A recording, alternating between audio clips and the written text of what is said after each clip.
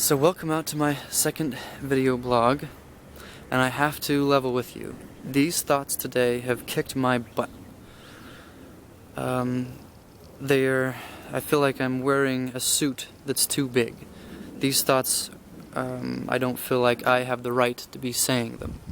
Not because they're great, but because because they're just trying to encompass so many things in a concise way. So please, please, please take everything that I'm going to say with a grain of salt.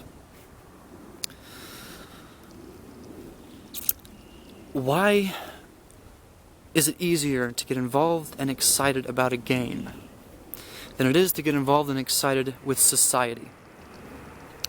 Well, of course, there are a lot of reasons for that, but I think the most important one, or the most interesting one for me, is that games come in a box. Or in other words, it's presumed that you will have everything that you need to play before you play. It's about the experience. It's designed for the experience. Whereas society is not like that. We don't think of society, at least, it doesn't seem to be the popular notion that society is one sector.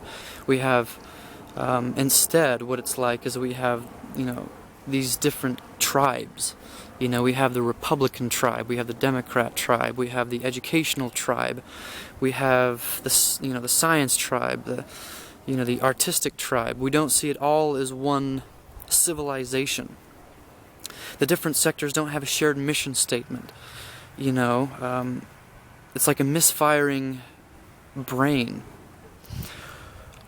Well, despite of the reasons why that might be, the fact is that it makes it impossible for us to invest in.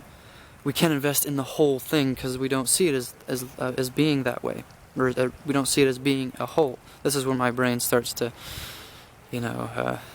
say, just take a break from thinking, Michael. But still, I persist. So then, what can we learn from the game that will help make our society more immersive? Well, let's just analyze a game of chess. Not because we need to make a society that's like chess, but because chess is a simple game that does its best to give the player what it needs to play. So what is essential for a great game of chess? The pieces have to be there. The board has to be there. You have to have all the material items required to play. Second, you have to understand the rule structure. And if you don't understand the rule structure, you have to have a deeper understanding that you can master the rules.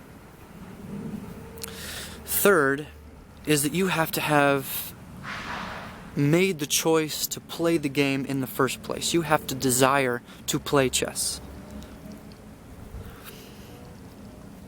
Now I want you to imagine a game of chess that you didn't want to play, that you didn't know the rules to, and you didn't have the pieces to play even if you wanted to play. Well, you wouldn't play that game in a million years. And the only reason why you would ever play it is because you were forced to play it. That's what I think our society is. I think that's the perfect analogy for our society. It's the ultimate bad game. So that's why I think the games are important, because they show us that when we desire to play or to participate in something, when we know how to participate in something, and when we have the tools and resources to participate in something, when the emotional aligns with the intellectual and the intellectual aligns with the physical, then a harmony is struck where we are able to inhabit the environment that we are in. When we get to a higher state of being where we're now pattern seeking, we're now expert collaborators and competitors, that games are models for environments that are ideal. I think I'm just going to leave it there. I'm probably going to have a quick nap and cry in my pillow.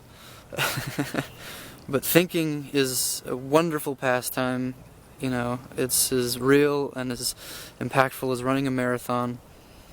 So yeah, anyway, I look forward to the continuing discussion, and yeah, I'll see you soon.